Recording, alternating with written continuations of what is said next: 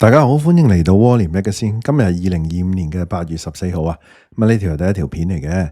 今集咧又想講翻啲發展商啊，哇，排隊咁樣咧違約嘅情況喎。啱啱咧嗱，新近咧輪到路徑咯喎。咁輪到路徑乜嘢咧？哇，連1130萬嘅債券息咧都冇俾到喎。咁啊，恐怕咧即係到期啊，恐怕咧違約啦。咁啊，即係有邊啲新盤係佢哋嘅咧？咁大家有冇啲想關心下咧？係嘛？咁另外一邊廂咧，唔止路徑啊，陽明山莊咧嘅發展商啊，叫做咧僑福咁啊 Parkview Group 咧。咁啊，之前我都有講過噶，好多集啦，一路都有講，即係數啲發展商出嚟咧，佢係榜上有名啊。啱啱咧73億嘅貸款啊，據報到期喎。依家咧尋求延期3個月喎，睇下得唔得先咁樣。依家咧即係講緊啲外媒啊啲媒體，我哋咧討論嗰啲發展商出事嗰啲發展商高危嘅發展商咧排隊出事，好似死亡筆記咁樣啊。不如咧去片啊，同大家講呢幾個消息啦。喺開始之前，希望大家免費訂閱我頻道 ，subscribe 我 channel，comment like 同埋 share 埋俾你朋友啊！如果可以嘅話咧，免費 join 埋我 Patreon 作為後備。行有餘力嘅話咧，可以喺 Patreon 嗰度咧每個月請我飲咖啡嘅噃。另外咧，我有個最高級別嘅會員，咁啊有額外嘅內容啊，敏感嘅議題同埋一啲付費嘅內容俾大家嘅。多謝大家。首先講下路徑先啦，路徑基建啦，01098咧，咁啊部分嘅債券持有人咧向外電表示，即係外媒啦。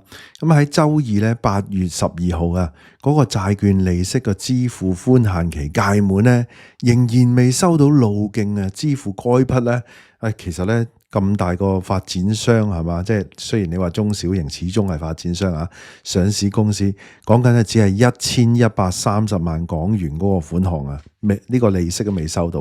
講真，你買一個單位分鐘都有呢筆錢噶啦。嗱，路透社指咧，路徑基建咧或者成為香港咧首家發展商咧出現呢個債券違約啊。嗱，同其他唔同啊，其他個爭銀行錢啊，呢個咧係債券嘅違約啦，第一間添。嗱，路徑咧周三嘅股價咧跌咗6%，好似禮拜五啊再跌得勁啲添啊！一陣再同大家睇睇啊。咁啊嗱，其實咧咁啊申報咧，即係當時啊就過緊啊周三嗰陣時咧係報緊咧8毫二子嘅。嗱，禮拜五我見到7毫幾噶啦，但係咧嗱成交咧疏落啊。只有咧83萬元成交嘅，即係都冇乜人掂啊，大佬，即係好死寂啊嚇，83萬嗰啲成交都唔知係咪有啲人拋售搞唔掂啊等等嗰啲嚇，即係都係算啦，如果係遲啲會唔會變長子咧？恒大嗰啲係嘛？好啦，嗱，路徑基建營運公路業務有30年噶啦，咁啊亦都係咧同時喺咧長三角地區啦、渤海灣地區同埋咧大灣區嘅。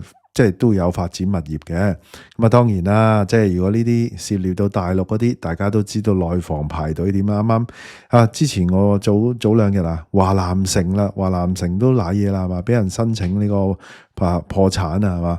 好啦，咁啊喺香港咧，路徑基建咧近年參與嘅住宅項目咧，嗱大家都好關心啦，其實好多人都知噶啦，包括咧黃竹坑港鐵上蓋嘅晉環。係嘛，呂麗君嗰個係嘛，跟住仲有咧就係屯門嘅海和山，唔怪之跌得咁犀利啦，啲二手咧咁唔值錢啊，劈到暈咗喺度啦。咁啊路徑咧喺呢2個項目咧可分予嘅權益咧有50%，咁啊唔係佢一個人玩晒嘅。咁啊路徑基建咧已經發行咗咧未贖回嘅高級票據嘅總額咧有23億美元喎。公司咧死啦！你諗下等先啊，即係你嗰個講緊啲息1000幾萬都搞唔掂，哇！仲要係即係23億美元成筆嘢，應該係咪會凍過水咧？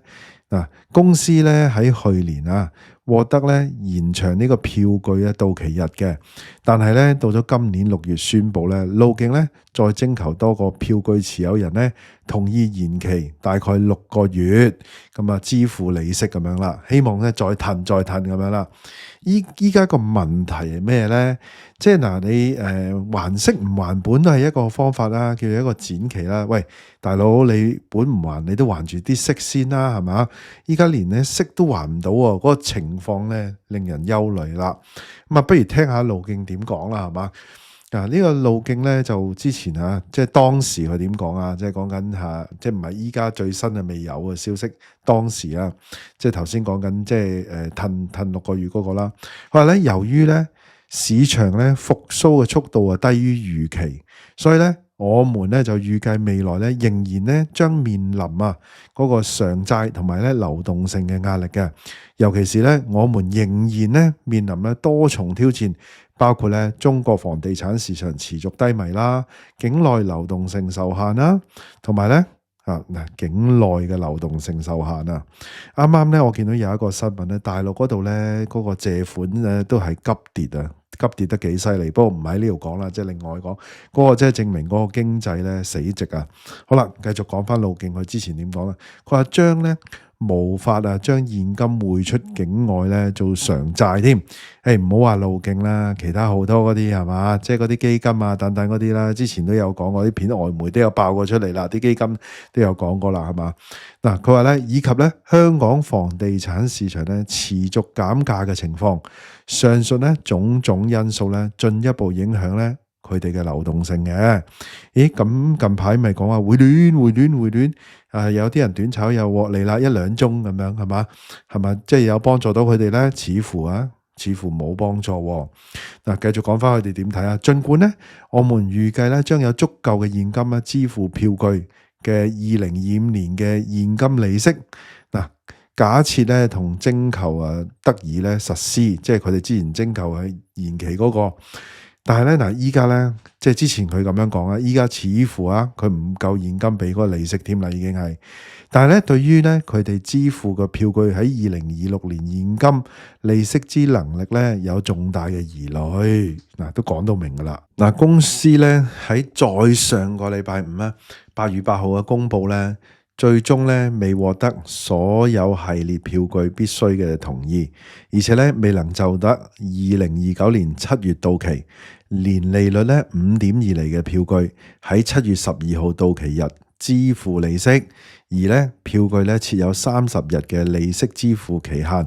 咁公司咧正聽取顧問嘅意見同埋考慮咧各方面嘅方案啦，並且咧將適時提供最新嘅資訊啦。即係睇到啦，係嘛？大家路徑基建嘅年報嚟計咧，計及咧合資嘅聯營項目，咁2024年嘅物業銷售咧，總共有124.6億人民幣嘅。其實係2021年高峰期嘅，只係得1/4啫，已經跌到落去。路徑基建咧喺2024年嘅集團收入咧，按年跌咗咧58%，去到55億元。但係咧個問題咧，收入唔一定賺噶嘛，係咪先？虧損達到41億啊，相當於咧嗰個每股虧損5個半添。喺2024年年底咧，路徑嘅資產總額咧係有46.95億咧，係銀行嘅結餘存款現金當中咧有包括咧已抵押俾銀行嘅存款啦。物業嘅存貨啦有237.32億啦。與此同時咧，路徑嘅流動負債咧係達到咧222.6億元嘅。之前咧大家都知啦，即係排隊啊，依家啲發展商係嘛？英皇國際啦00163，核數師德勤早前披露啦，公司喺3月底前咧賬面合共咧有166億元嘅銀行貸款已經逾期啦，同埋咧已經違反咗貸款協議嘅若干條款啦。另外咧就佳明集團控股啦01271啦，7月亦都公布，因為公司咧未達到財務嘅契約，令到咧部分銀行嘅即係貸款融資咧觸發咧違反嘅事項啊。上述兩間發展商咧，佢哋就係違約，但係咧佢哋仲未涉及呢個債券同埋票據嘅融資，算係叫做銀行嘅貸款嗰個違約。同依家呢個咧，呢家就首間啦，真係講緊佢借即係嗰個叫做債券嗰個情況啦，冇俾利息啦，利息都俾唔到啦，係嘛？呢個情況睇下後面咧傾唔傾得掂，剪唔剪到期啦。跟住咧未完嘅呢單嘢，你見到大陸嗰個咧恒大咧即係取消上市地位啦。另外一邊廂咧另外嗰個就係華南城啦，華南城又俾花旗入稟咯。嗱，睇翻呢個路徑啊，路徑頭先依家咧係0.79噶啦，頭先嗰個新聞咧仲係講緊咧係8毫幾，依家7毫幾啦，而且咧係一個即係 technical analysis 咧，就係一個 strong sales 嘅一個 signal 嘅。咁啊嗱，你睇下星期五再跌咗落嚟噶，比較犀利啊跌得嗱，呢啲從高位跌落嚟啦。咁啊，依家佢咧個市值係講緊咧5億9千萬噶啦，定翻吓。好啦，再睇下一單啦，又係發展商啦。嗱，之前咧好似我都有拍過片啊，都有數過咧，好似係10幾間啊，好似十間定12間咁上下啦。咁啊，Parkville Group 咧係其中一間啦。Parkville Group 咧大家知啊，陽明山莊嘅發展商啊。Parkville Group 嘅老闆咧咁啊都幾有名嘅。咁啊，過喺2017年就過咗身嘅咯。佢勁多收藏品啊！大家知唔知陽明山莊咧？其實個地底咧有一個好大嘅地庫啊，有好多咧紅酒啊，價值連城嘅紅酒啊，而且嗰個陽明山莊下底好大好大嚇，即係咪有半個山莊咁多咧？咁啊就唔知啦。咁啊，即係總之傳係咁傳啦嚇。嗱，好啦，嗱或者都好多人知嘅啦，傳聞傳唔傳聞就即係有觀眾知嘅話我聽啦嚇。咁啊嗱，經濟日報都有報道噶啦。咁啊，講翻呢個報道先啦。咁啊，最主要係彭博去報道出嚟嘅。嗱，香港嘅陽明山莊發展商咧叫做僑福集團啊 ，Parkville Group Limited 啊。據報咧，正與銀行咧協商咧9.4億美元啊，即係咧73億港元嘅貸款延期，希望咧延期3個月。咁啊，彭博咧就引述，咁啊佢話咧消息指啊，咁啊僑福集團咧該筆貸款咧將於咧週五，即係8月15號就到期噶啦，並以咧北京朝陽區嘅僑福芳草地啊 Parkville Green 咧就綜合嘅項目啦，就作為抵押。咁一旦咧僑福嘅貸款咧未獲得延期啦，集團咧將面臨呢個違約嘅風險噶噃。咁啊嗱，報道指咧叫做僑福集團咧過去啊好巧口啊，僑福不如叫 Parkville 算啦。過去幾個月咧，其實咧一直有同銀行咧傾融資嘅。咁我抄翻咧彭博有另外一篇咧有講嗱，即係頭先講嗰個老闆有好多收藏品啊，有成啊，即係我諗係咪用公司名啦？其實咧佢都曾經咧有即係講緊要賣一啲叫做artwork 啦，咁啊希望咧攞嚟咧就還債。咁啊當中呢個好似係講緊2億咁樣啦。咁呢度唔特別去講啦，因為直情有另外一篇報道咁樣講嘅。咁啊同時間咧佢一路咧都喺度同銀行傾嘅，但係咧喂，銀行對於咧佢哋嗰個流動資金咧日益憂慮啊，資金咧未獲得足夠嘅銀行咧支持延期啊，唔係個個好似新世界咁樣噶嘛，大到不能倒啊嘛，係咪真係大到不能倒啊？葉秀亮話咧，喂，發展商爆有去爆啦，如果唔係咧，大家一鑊熟啊，連埋啲銀行咁啊唔得嘅，新世界有佢嘅角色噶嘛，依家揾咗阿黃少薇係嘛，即係政協嗰啲係嘛。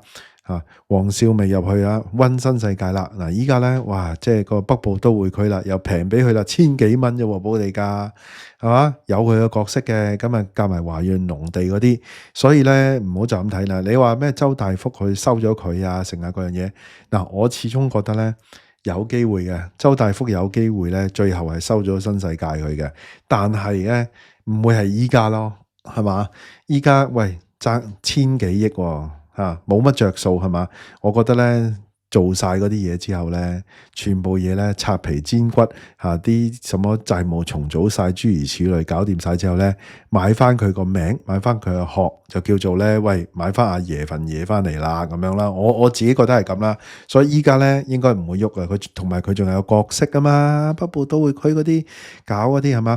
你睇下大陸萬科爆煲，咪話深圳地鐵啊入錢落去，即係其實政府入錢落去，萬科做咩？咪起嗰啲保障房咯，有佢個角色咯，係嘛？你話係大到不能倒啊？呢個一方面啦，第二有佢嘅角色係另外一方面，同埋新世界好多農地噶。咁但係咧呢啲發展商咧就真係大家未必會夠噶啦。咁所以咧，大家一路睇落去咧，你就會一路爆下咁樣去出現咯。嗱，當然啦，依家呢個傾緊就唔係話佢爆，傾緊，但係咧星期五到期啦，咁啊大家放長雙眼睇睇咯。好啦，繼續講啦。嗱，為咧爭取貸款機構嘅支持啊，咁啊 Parkville 咧據報曾考慮咧出售呢個叫做僑福芳草地啊，即係頭先嗰個 Parkville Green 啦，入邊有超過300件嘅藝術品啊，估值2億元啊。呢個頭先即係我頭先都講咗啦。同埋咧西班牙藝術家咧達利啊，同埋咧中國嘅藝術家陳文令、黃老炎等等嘅人嘅作品。咁啊係啦，啲老闆嘢攞出嚟賣晒啦，2億。你幫到幾多啊？頭先嗰個70幾億喎，大佬，星期五到期70幾億，唔係佢全部啊。嗱，其實咧據呢個Parkville 嘅集團網站介紹啦，其實呢個頭先講嘅 Parkville Green 咧係中國嘅首座嘅 LEED 啊，即係能源同埋環境設計嘅先鋒嚟嘅，仲要係咧白金級嘅認證多功能嘅發展項目嚟嘅。咁有20萬平方米嘅金字塔外形啊，大型城市建築，包括咧就辦公大樓、會議大廳、酒店、商場同埋休憩空間，即係一個綜合發展項目嚟嘅。有嚟自咧100多個品牌嘅顧客，同埋咧購物，同埋有啲即係餐廳啊等等啦。咁咧 Parkville 集團咧其實係來自台灣咧已故嘅實業家，叫做黃周璇啊，咁啊佢創辦嘅，而且咧佢喺香港咧就即係以開發咧陽明山莊咧而為港人認識。